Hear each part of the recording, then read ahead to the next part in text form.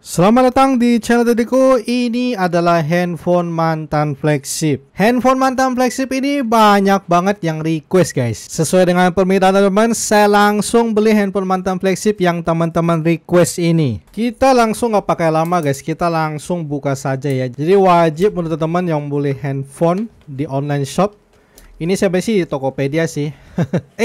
bukan di Tokopedia, guys. Di Shopee. Saya beli ini di Shopee. Karena vouchernya lebih gede, ini 6% guys ya, makanya saya beli di situ. Dan juga kebetulan sellernya juga sudah Star Plus, jadi bisa dipakai untuk vouchernya guys. Kita langsung lihat handphone apa yang saya beli ini dan apakah sesuai dengan yang teman-teman request kemarin. Harganya juga murah, cuman 2,1 juta, itu murah. Untuk sebuah handphone dengan chipset Snapdragon 855 itu murah guys ya. Jadi kita langsung sikat saja ya, karena banyak yang request guys. Apakah teman-teman ketebak handphone apa yang saya beli ini? Ya sudah kelihatan ya. Oke ya, jadi kelengkapannya itu dikasih ini apa ini? Oh ini hydrogel, tapi nggak dikasih alatnya buat pasang ini. Jadi sudah pasti pada tahu ya, ini adalah LG G8 X10Q. Harganya ini saya dapat di 2,1 juta rupiah. Di sini bisa teman lihat 2,1 juta rupiah, ini harganya turun karena saya banyak koin ya. Kita coba lihat LG G8 X10Q ini. Apakah unitnya bagus banget? Saya belinya yang benar-benar bagus banget, 97% no shadow. Jadi kita langsung cek untuk framenya. Ini di bagian atas ini lumayan mulus dan ini ada garis antena, sebuah bukti bahwa dia sudah pakai frame aluminium ya. Dan ini di samping kanan juga mulus. Ini ada tombol lock, tombol power, dan ada dua garis antena. Di bagian bawah juga ada speaker, ada garis antena, ada segel. Dan untuk fisik sih lumayan ya guys ya. Di sisi kiri ada tombol asisten, terus ada volume up and down. Terus di bagian belakangnya ini juga lumayan mulus. Ini hanya dua kamera saja. Terus untuk kaca depan ini yang saya lihat sih lumayan mulus ya. Jadi kita langsung nyalain LG G8 X10Q ini. Apakah oke banget handphonenya? Karena harganya sih sudah cukup murah ya, 2,1 juta rupiah. Kita lihat, saya juga penasaran sih. Karena dari kemarin pas saya tes LG, itu kebanyakan performanya agak ditahan. Banyak yang bilang tuh gara-gara heat pipe. Jadi saya coba beli ini. Apakah juga sama posisinya? Apakah gara-gara heat pipe? Kita langsung ke setting. Kita mau cek ini handphonenya handphone apa guys ya. Kita ke sistem, kita ke about phone. Dia ini masih di Android 10 dan untuk tipenya ini G901LG guys. Jadi ini di Android 10 ya. By the way ini handphone apa guys ya? 901LG guys. Ini saya agak bingung karena biasanya kalau Docomo kan ada Docomonya, AU-nya juga ada AU-nya. Ini Jepang ya. Berarti ini versi Jepang ya. Oh, SoftBank. Ini ada SoftBank tuh, my SoftBank ya. Berarti LG G8X itu versi SoftBank ya. Untuk storage-nya kita lihat dia cuma 64 GB ya. Jadi kalau versi SoftBank, versi Jepang itu 64 GB. Karena pas saya lihat kalau yang versi US itu 128 GB guys. Dan memang harganya lebih mahal dikit sih, di kisaran up sampai 150.000 rupiah ya. Sedangkan ini 2,1 juta rupiah. Jadi ada selisih harga sekitar 150.000 rupiah. Tapi yang paling penting apakah ada head pipe atau enggak gitu. Yang paling penting kan itu ya. Jadi kita langsung pertama coba cek dapat software update nggak ya gitu ya.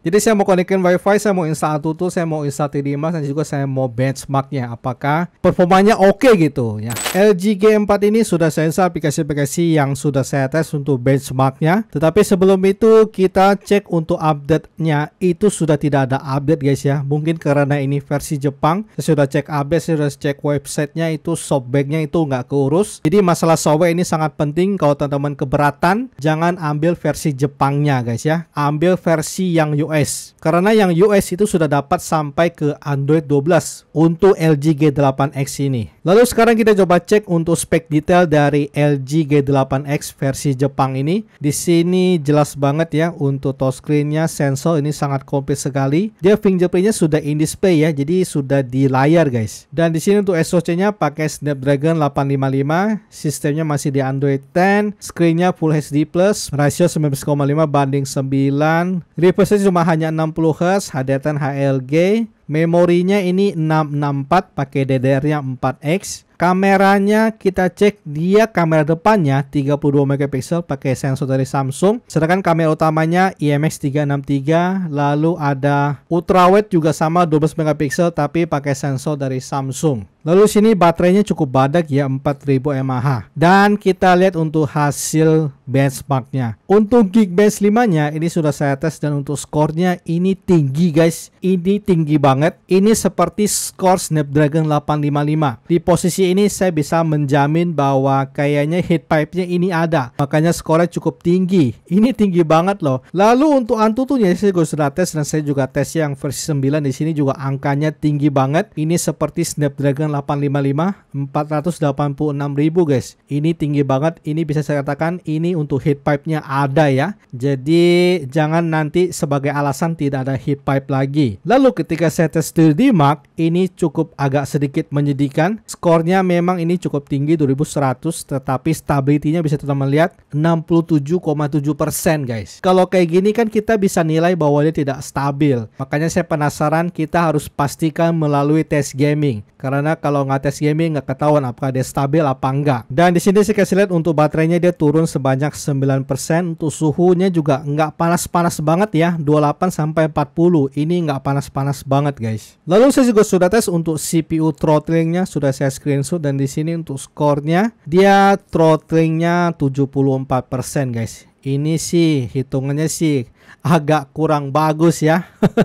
Tapi kita pastikan lagi pas tes gaming. Sekarang kita lihat untuk display dari LG G8X ini. Kalau untuk display ya HDR-nya sudah pasti ini nyala guys ya. Kita akan lihat sedikit di posisi Full HD HDR. Kalau displaynya ini kalau yang saya lihat sih udah bagus banget. Cuman ya paling kurang terang aja. Tapi sih ini udah bagus guys ya, udah natural banget. Jadi kalau display sih tidak ada komplainan ya, karena LG memang displaynya bagus udah gitu. Ini hitungannya mantan flagshipnya nggak real mantan flagship guys. Jadi kayak mantan flagship versi disunat-sunat gitu. Tapi tetap dia displaynya bagus, sudah pakai OLED juga. Jadi tidak ada komplainan untuk display dari LG G8X ini. Kalau yang saya lihat agak kurang vivid aja guys ya. Lalu kita coba tes speaker dari LG G8X ini.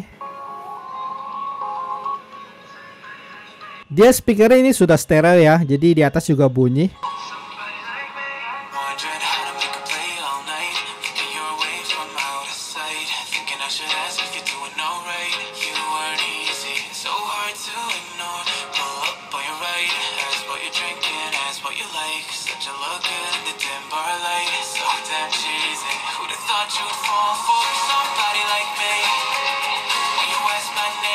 Speakernya ini bagus guys, jernih banget, powernya juga lumayan kencang. Lalu untuk fitur kameranya seperti ini, dia ada fitur yang biasa, lalu ada ultra wide. Jadi ultra wide itu sangat penting. Lalu untuk perekaman videonya kita coba cek. Di sini dia ada HDR, terus di sini kalau untuk komplit, oke, komplit banget ya, bisa sampai 4K 60 fps. Ini komplit banget.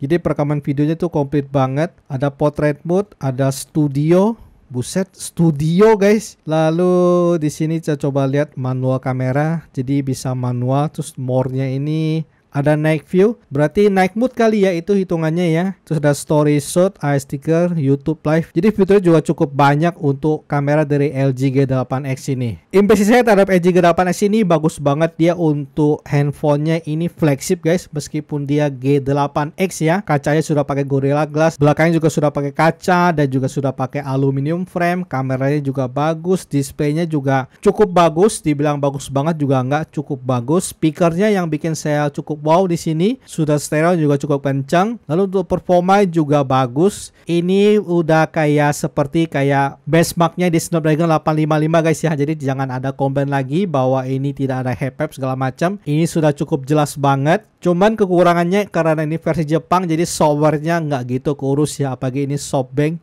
itu aja yang nggak disayangkan. Lalu ini cuma 64 GB untuk versi Jepang, jadi teman-teman harus lebih hati-hati lagi. By the way, segini saja dulu untuk unboxing LG G8X di tahun 2022 ini. Terima kasih untuk teman-teman yang sudah nonton video ini. Like kalau teman-teman suka video ini, share jika video ini bermanfaat. Kita akan ketemu lagi di video selanjutnya. Salam mantan flagship.